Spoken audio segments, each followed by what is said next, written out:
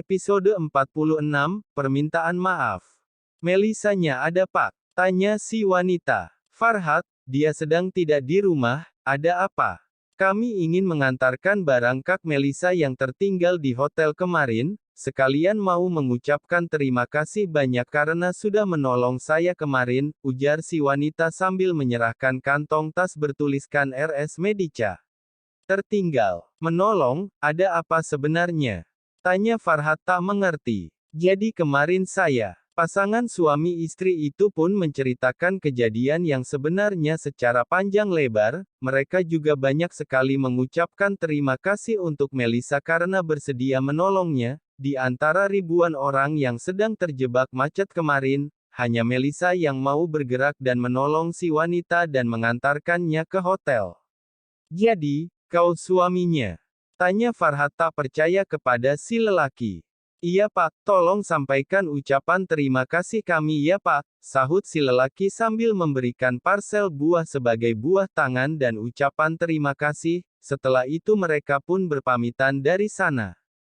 Setelah mereka pergi Farhat menangis sejadi-jadinya, ia menyadari betapa bodoh dirinya karena tidak percaya kepada Melisa, bahkan sampai menyuruhnya pergi, kau bodoh sekali Farhat.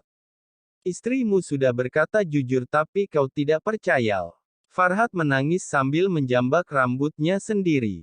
Lalu matanya terpaku pada kantong dari rumah sakit di atas meja, ia meraihnya dan melihat apa isi di dalamnya. 6 minggu. Positif. Mata Farhat terus memindahi tulisan itu dari atas ke bawah berkali-kali untuk memastikan bahwa ia tak salah lihat. Kamu hamil sayang, gumamnya, ekspresi wajahnya kini bercampur aduk antara senang dan merasa sangat bodoh akan sifatnya yang sudah keterlaluan karena sudah menyakiti dua orang sekaligus. Farhat melamun sejenak untuk menetralkan otaknya yang konslet sejak kemarin, bau badan, bau mulut, dan sushi. Bahkan tingkahnya yang sangat manja itu karena dia sedang mengandung anakku. Tangan Farhat menjadi bergetar hebat saat menyadari betapa bodohnya dia sudah menuduh Melisa begitu saja. Kenapa aku sangat bodoh? Farhat kembali menangis dan mencengkram kuat kertas itu. Ia membayangkan betapa hancurnya hati Melisa karena ulahnya. Farhat segera mengambil kunci mobilnya dan pergi ke rumah mamanya. Ya, ia berpikir bahwa Melisa pasti di sana. Mama, panggil Farhat yang baru saja sampai di rumah Rianti. Kamu nak, ada apa tumben pagi-pagi sudah kesini? Sahut Rianti. Loh Melisa nggak ikut? Imbuhnya lagi. Hah? Melisa. Farhat mengulangi perkataan Rianti. Iya, mana menantu mama, kok nggak diajak? Farhat langsung bungkam, dari perkataan Rianti ia sudah bisa menebak kalau Melisa sedang tidak di sana.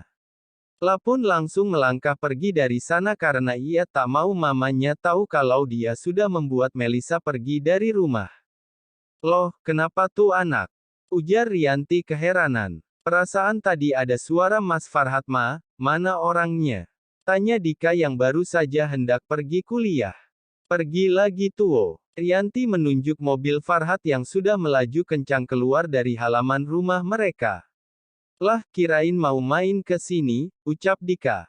Dika berangkat dulu deh imbuhnya lagi sambil mencium punggung tangan Rianti. Iya nak, hati-hati ya, bejalar yang rajin, sahut Rianti dengan senyum lebarnya. Siap ujar Dika sambil meletakkan tangannya di kepala seperti seorang komandan.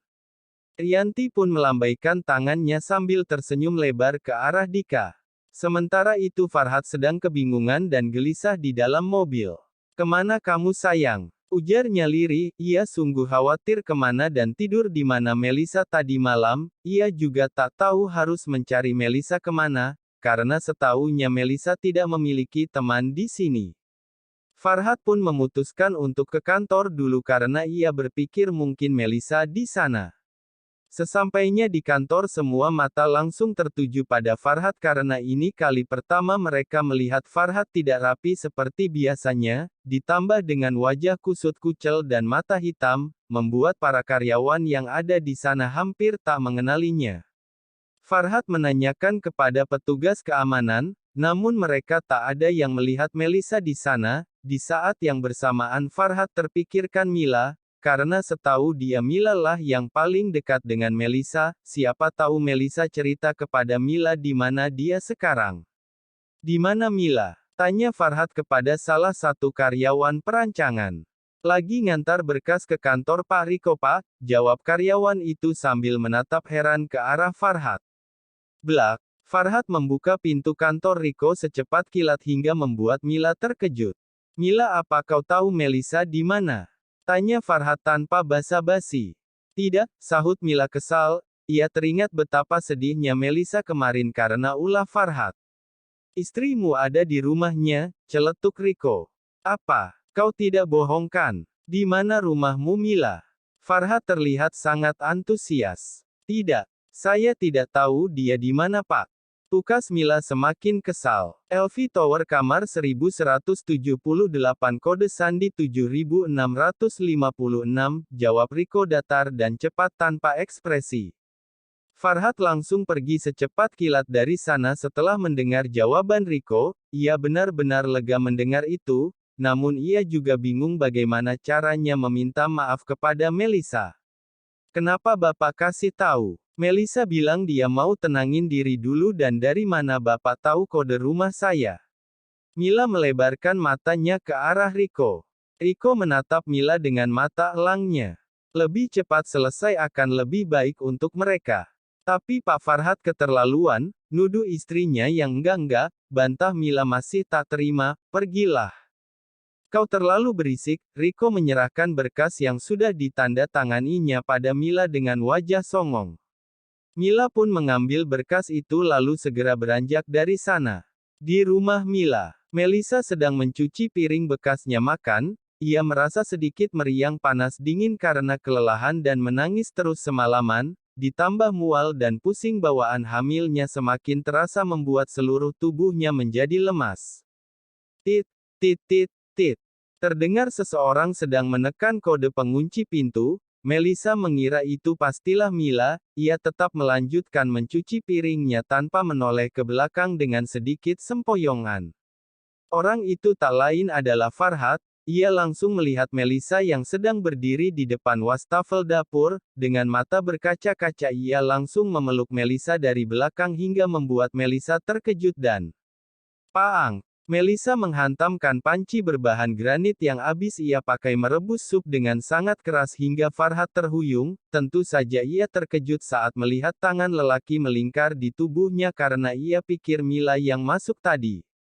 Mas. Melisa terkejut saat melihat Farhat yang ia hantam, dan ia lebih terkejut lagi kenapa Farhat bisa tahu dia di sini. Ah, enggak apa-apa, rintih Farhat sambil memegangi kepalanya yang terasa pengar. Sebenarnya Melisa kasihan, ingin sekali dia mengelus kepala suaminya yang sedang kesakitan itu, namun ia menahan diri dan pura-pura cuek saat teringat betapa sakit hatinya karena ulah Farhat. Setelah mengumpulkan kembali kesadaran, pikiran, dan otaknya yang terasa melayang karena habis dipukul. Farhat memegang tangan Melisa dengan wajah memelas. Sayang, maafin Mas ya. Melisa tak menjawab dan memalingkan wajahnya yang sedang kesal dan marah.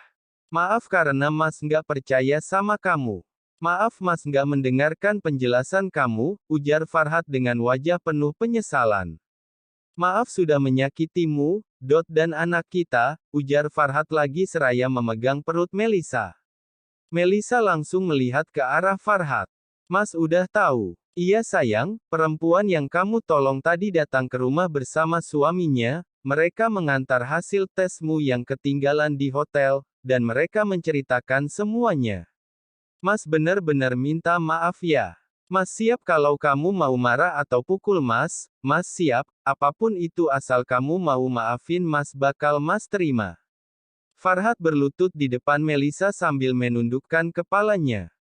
Kenapa Mas baru percaya saat orang lain yang menjelaskan daripada istri sendiri, sahut Melisa ketus. Maaf sayang, maaf karena Mas nggak percaya sama kamu, sayang, maafin Papa ya nak. Farhat memeluk dan menciumi perut Melisa, rasanya bercampur aduk antara senang, sedih, dan penyesalan yang amat sangat besar.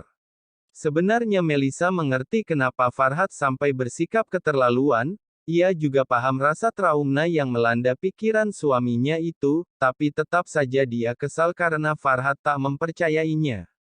Kamu mau menghukum Mas dengan cara apapun Mas terima sayang, asal kamu mau maafin Mas. Farhat memohon lagi, kali ini air matanya menetes pelan hingga menembus baju membasahi perut Melisa. Namun Melisa tak mendengarkannya karena tiba-tiba dirinya merasa mual dan ingin muntah. Huwek, sor. Melisa memuntahkan semua sup dan nasi yang ia makan tadi di atas kepala Farhat, rambut Farhat pun seketika penuh terlumuri muntahan Melisa. "Auhu, maaf Mas," ujar Melisa sambil meringis lemas karena tenaganya seperti terkuras abis saat muntah barusan. Iya nggak apa-apa, ini bahkan nggak sebanding dengan perlakuan Mas ke kamu. Mas rasa ini hukuman dari anak kita, ujar Farhat sambil mengusap wajahnya yang juga terkena muntahan Melisa. Ia juga berusaha tetap tersenyum karena ia merasa pantas menerima itu. Sementara itu Melisa langsung terduduk lemas dan berkeringat dingin, matanya juga sedikit berkunang-kunang dan mulai gelap. Ia beberapa kali mengerjapkan matanya, hingga akhirnya ia tak sadarkan diri di pelukan Farhat. Farhat pun langsung panik bukan main, sayang. Kamu kenapa? Melihat Melisa tak merespon, Farhat langsung mengangkat tubuh Melisa dan membawanya ke rumah sakit agar segera mendapatkan penanganan medis.